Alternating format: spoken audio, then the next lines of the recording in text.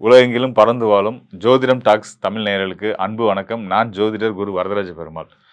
நம்ம இந்த நிகழ்ச்சி மூலியமா உங்கள எல்லாத்தையும் பார்க்குறதுல நான் ரொம்ப சந்தோஷப்படுறேன். முக்கியமா இந்த நிகழ்ச்சி நம்ம என்ன பார்க்க போறோம் அப்படின்னு கேட்டீங்க அப்படின்னா வந்து, ஜூலை மாதம் 15ஆம் தேதி வரக்கூடிய ஜூலை மாதம் 2026ஆம் வருஷம் ஜூலை மாதம் 15ஆம் தேதி சனி பகவான் வந்து வக்ர நிலைக்கு போறாரு. இந்த வக்ர நிலையில அவர் எத்தன நாள் இருக்க போறாரு? எவ்வளவு மாசம் பயணிக்க போறாருன்னா, நவம்பர் 30ஆம் தேதி வரைக்கும். அதாவது நாள் கணக்குல பார்த்தீங்கன்னா, ஒரு 138 நாட்கள் வந்து வக்ர நிலையில இருக்க போறாரு. ஸோ இந்த வக்ரம்னா என்ன? வக்ரம் நிலையில சனி பகவான் இருக்கிறதுனால என்ன பலன் குடுக்க போறாரு? தற்சமயம் அவர் வந்து கோச்சார ரீதியா மீன ராசியில இருந்துட்டு இருக்கிறாரு.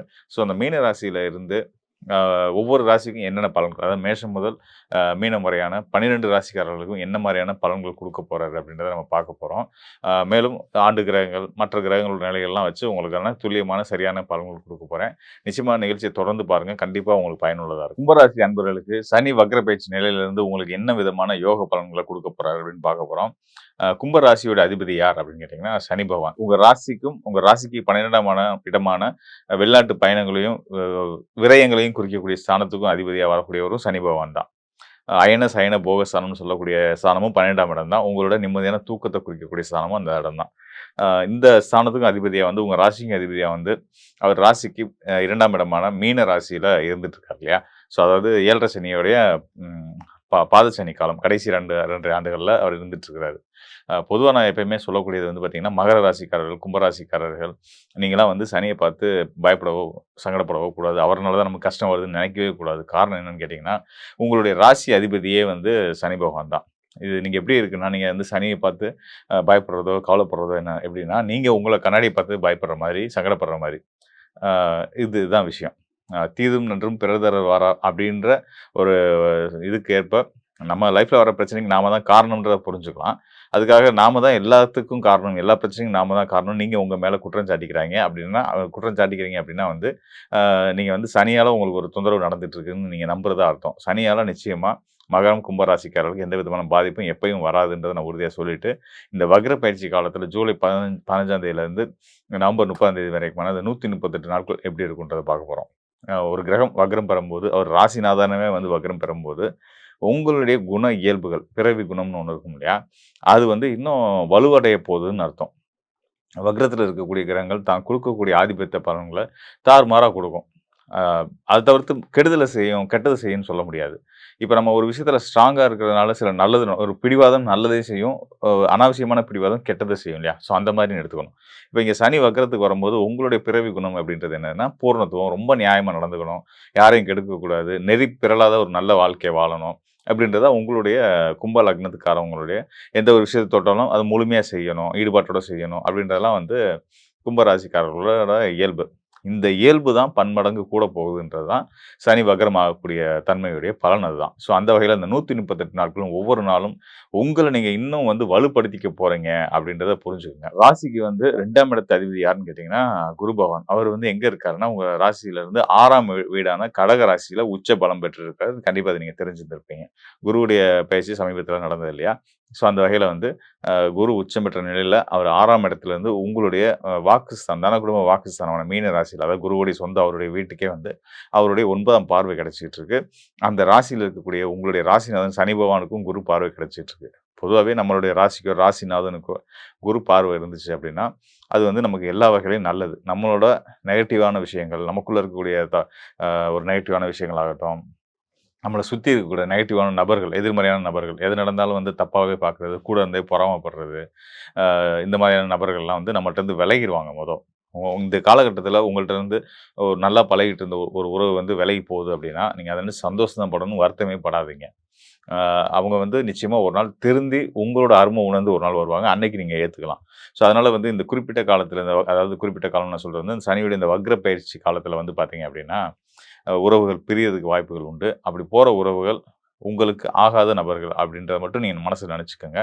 ஏன்னா, குருவுடைய பார்வையிலயும், அதே நேரத்தில உங்க இயல்பு இன்னும் பன்மடங்கு உயரக்கூடிய காலத்திலயும் ஒருத்தர் உங்கள்ட்ட இருந்து விலகுறாரு அப்படின்னா, உங்க கூட அவரால டிராவல் பண்ண முடியாதுன்னு அர்த்தம். அவர் புரிஞ்சுக்கிட்டாருன்னு அர்த்தம். நீங்க ரொம்ப நியாயமா சரியான பாதையில போணும்னு நினைக்கிறீங்க. அவரோட இழுவைக்கு நீங்க போமாட்டீங்க. அப்படின்றத அவங்க புரிஞ்சுட்டாங்கன்னா, உங்கள்ட்ட இருந்து விலக ஆரம்பிச்சுருவாங்க. அது போக வந்து குருவுடைய அருள் இருக்கிறதுனால உங்ககிட்ட தவறான நோக்கத்தோட இருக்கக்கூடிய நபர்கள் யாரும் இருக்கவும் முடியாது. ஸோ அந்த வகையில விலகி போயிடுவாங்க. விலகி போறதுனால தான் நல்லதே நடக்க போகுது அப்படின்ட்டு எடுத்துக்கலாம். இது வந்து ஒரு குறிப்பிட்ட நபர் மட்டும் அப்படின்ற மாதிரி இல்லாம, அ ஒரு தொழில் ஸ்தானத்தில உங்களுக்கு வந்து ஒரு வேலை வேலை அங்கேருந்து வெளிய வர மாரி சிச்சுவேஷன் வருதுன்னா, நல்லதுன்னு நெனச்சுக்கங்க. அங்கேருந்து ஒரு நல்ல வேலைக்கு போறீங்க. இத விட ஒரு சூப்பரான ஒரு ஒரு நந்தவனம் மாதிரியான ஒரு மகிழ்ச்சியான சூழல்ல வேலை பார்க்க போறீங்க. அதன் மூலியமா உங்களோட பொருளாதாரம் உயரப்போகுது அப்படின்றத எடுத்துக்கங்க. அதுபோக உங்க ராசிநாதன் சனி பகவான் வந்து ராசிக்கு 2ஆம் வீடான மீனத்தில இருக்கிறதுனால, நீர் ராசியா அந்த மீன ராசி வர்றதுனாலயும், அந்த மீன ராசிக்கு அதிபதி குரு பகவான் 6ஆம் இடமான கடக ராசியில இருக்கிறனால, அந்த கடக ராசியும் நீர் ராசியா வர்றதுனால, வெளிநாட்டு யோகங்களும் நம்மளுடைய கும்பராசிக்காரர்களுக்கு வந்து பார்த்தீங்கன்னா, ரொம்ப பிரமாதமா இருக்கு. அது போக 2ஆம் இடம், 6ஆம் இடம் தொடர்பு அப்படின்றது வந்து பார்த்தீங்கன்னா, வாக்குஸ்தானம். வாக்குஸ்தானம் வந்து 2ஆம் இடம். 6ஆம் இடம்ன்றது சேவை ஸ்தானம். உங்க வார்த்தைகளால அடுத்தவங்களுக்கு நல்ல ஆலோசனைகள் குடுத்து, அதன் மூலியமா நல்ல பேரும், புகழும், வருமானமும் அடையக்கூடிய யோகங்களும் உங்களுக்கு நிச்சயமான முறையில இருக்கு. இது எப்படிலாம் எடுத்துக்கலாம்னா, யார் யாருக்கெல்லாம் பொருந்தும் அப்படின்னு எடுத்தீங்கன்னா, வழக்கறிஞர்கள், ஆசிரியர்கள், அப்புறம் ஒரு நிறுவனத்தில மேனேஜ்மென்ட்ல இருக்கவங்க, அ ஒரு டீம ஆர்கனைஸ் பண்ணி அவங்களுக்கு வந்து சரியான விஷயங்கள சொல்லிக் குடுத்து, அவங்கள வந்து வழிநடத்தக்கூடியவர்கள். இவங்களுக்கெல்லாம் வந்து இந்த காலம் சனியுடைய வக்ர பயிற்சி காலம் இன்னும் பன்மடங்கு நல்ல யோகங்களையும், வளர்ச்சியும் நிச்சயமா குடுக்கும். அதனால சனி வக்ரம் ஆகுது. நம்மளுடைய 2ஆம் இடத்துல இருந்து 7 சனி காலத்துல நம்ம இருக்கோம். அப்படின்ற இடத்துல இந்த சனி வக்ரம் ஆகுறதுனால, நமக்கு என்ன எதிர்மறையான விஷயங்கள் நடக்கும்னா துளி கூட யோசிக்காதீங்க. கண்டிப்பா, நிச்சயமா உங்களுக்கு வந்து 100% நல்ல பலன்கள மட்டுமே சனி வக்ரம் பெற்று உங்களுக்கு குடுக்க போறாரு அப்படின்னு தெரிஞ்சுக்கங்க. இதுவரைக்கும் நம்ம ஒவ்வொரு ராசிக்காரர்களுக்குமான சனி வக்ர பயிற்சி பலன்கள் பார்த்துருக்கிறோம். ஸோ இதில வந்து இந்த வக்ர நிலையில சனி அப்படின்னா நீங்க பயப்பட வேண்டாம் அப்படின்றத நான் உங்களுக்கு தெளிவா விளக்கி சொல்லியிருந்திருக்கிறேன். சொல்லப்போனா சனியோட நிலை வந்து குருவோட துணையோட இருக்கிறதுனால கண்டிப்பான முறையில நல்ல பலன் மட்டுமே செய்யும் அப்படின்னு சொல்லியிருக்கேன். பெரும்பாலும் சனி பகவான் இந்த காலகட்டத்தில, அதாவது இந்த குறிப்பிட்ட காலகட்டத்தில பெரும்பான்மையான ராசிக்காரர்களுக்கு நல்ல யோக பலன்கள தான் குடுக்குறாரு. நம்ம இத எப்படி பயன்படுத்திக்க போறோம், அந்த கோச்சார பலன் அப்படின்றது மனம் சார்ந்த, அதாவது சந்திரன் அடிப்படையா வச்சு சொல்றதுனால, சந்திரன் மனோகாரகனா வரதுனால, இந்த குறிப்பிட்ட காலகட்டத்தில நம்மளுடைய மனநிலையை எப்படி வச்சுக்கிட்டா சனியால நம்ம ஆதாயம் அடையலாம் அப்படின்ற விஷயத்தையுமே நம்ம உங்களுக்கு டீட்டெயிலா சொல்லியிருக்கேன். சரி, அந்த கோச்சார பலன் அப்படின்னு வரும்போதே வந்து, நீங்க நம்ம சொல்லக்கூடிய விஷயத்துக்கு ஏத்த மாரி உங்களுடைய மனநிலைய நீங்க வந்து வகுத்துக்கிட்டீங்க, மனநிலைய வச்சுக்கிட்டீங்க அப்படின்னா, நிச்சயமா சனியாகட்டும், ராகுவாகட்டும், ஏனைய கிரகங்கள், மற்ற கிரகங்கள் எதுவா இருந்தாலும் வந்து பார்த்தீங்கன்னா, நீங்க என்ன நினைக்கிறீங்களோ அதன் அடிப்படையில தான் உங்களுக்கு யோக பலன்கள குடுப்பாங்க. நீங்க எதிர்மறையான யோசிச்சீங்கன்னா, எதிர்மறையான பலன்கள் வரத்தான் செய்யும். அதனால நீங்க பாசிட்டிவாவே யோசிங்க. 12 ராசிக்காரர்களுக்குமே வந்து பார்த்தீங்கன்னா, சனியோட அருள் வந்து வக்ர நிலையில இருக்கக்கூடிய காலத்தில ரொம்ப சிறப்பாவே இருக்கு. இன்னும் சொல்லப்போனா, நீங்க ஆச்சரியப்படுற விதமா வந்து நானே ஆச்சரியப்படுற விதம் உண்ம அதுதான். வக்ர நிலையில இருக்கக்கூடிய சனி, அந்த ஜென்ம சனியா நடந்துட்டு இருக்கக்கூடிய மீன ராசிக்காரர்களாகட்டும், 7 சனி நடந்துட்டு இருக்கக்கூடிய மேச ராசிக்காரர்களாகட்டும், கும்ப ராசிக்காரர்களாகட்டும், எல்லாத்துக்குமே ரொம்ப சிறப்பான யோக பலன் குடுத்துட்டுருக்கு. அத விட கூடுதலா வந்து பார்த்தீங்கன்னா, சிம்ம ராசிக்காரர்கள் அட்டம சனி காலம். அவங்களுக்கே அது நல்ல யோகம் தான் குடுக்குது அப்படின்றத நம்ம டீட்டெயிலா பார்த்துருக்கிறோம் இல்லையா? ஸோ அதுபோல கன்னி ராசிக்காரர்கள், கண்டச்சனி எல்லாமே டீட்டெயிலா சொல்லியிருக்கோம். மற்ற ஏனைய ராசிக்காரர்களுக்குமே நல்ல பொசிஷன்ல இருந்து தான் நல்ல பலன் தான் குடுத்துட்டு இருக்கிறாரு. சனிய பார்த்து பயப்படுறத தயவுசெய்து விட்டுருங்க. நான் திரும்ப திரும்ப பல இடங்கள்ல அத பதிவு பண்ணிட்டே இருக்கேன். இப்பயும் அதான் சொல்றேன். சனி அப்படின்னாலே கெட்டவன் அப்படின்ற அந்த நெனப்ப விட்டுருங்க. ஸோ இது எப்படிப்பட்ட ஒரு விஷயம் அப்படின்னு கேட்டீங்கன்னா, வெள்ளையா இருக்கவன் பொய் சொல்ல மாட்டான் அப்படின்ற மாரி. அப்ப வெள்ளையா இருக்கவன் பொய் சொல்ல மாட்டான்னா யார் பொய் சொல்லுவா? கருப்பா இருக்கவன் பொய் சொல்லுவான். அப்ப சனி வந்து கருப்பு.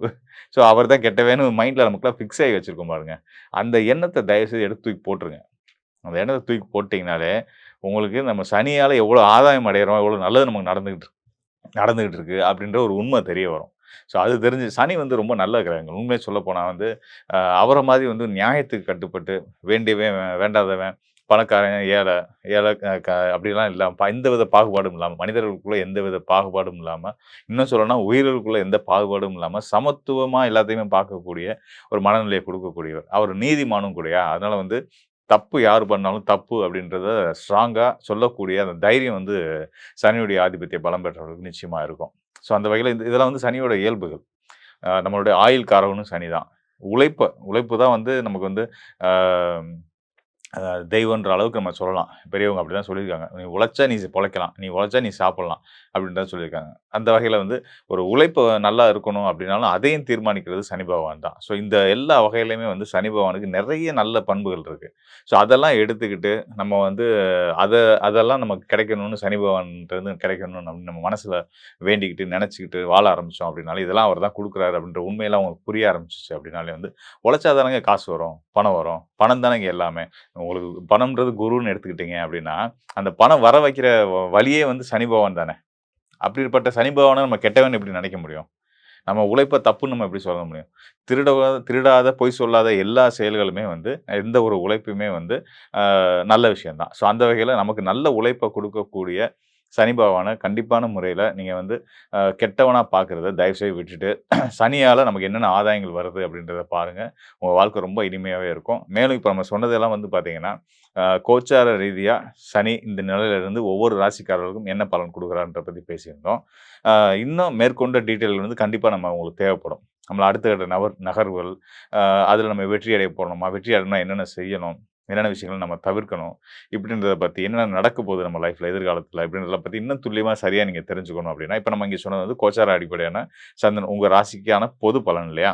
ஸோ இந்த பொது பலன் தாண்டி உங்களுக்கான ஒவ்வொரு நபருக்குமான துல்லியமான தனித்துவமான பலன்கள தெரிஞ்சுக்கணும் அப்படின்னா, நம்மளுடைய சுயஜாத ஆய்வு அவசியம். அதனால உங்களுக்கு உங்களுடைய அ அடுத்து வரக்கூடிய காலத்த பத்தி தெரிஞ்சுக்கணும். உங்க வாழ்க்கையில இருக்க பிரச்சனைய தீர்க்கிறதுக்கான வழிய தெரிஞ்சுக்கணும் அப்படின்னா, இந்த டிஸ்ப்ளேல இருக்க என்னுடைய எண்ணுக்கு தொடர்பு கொள்ளுங்க.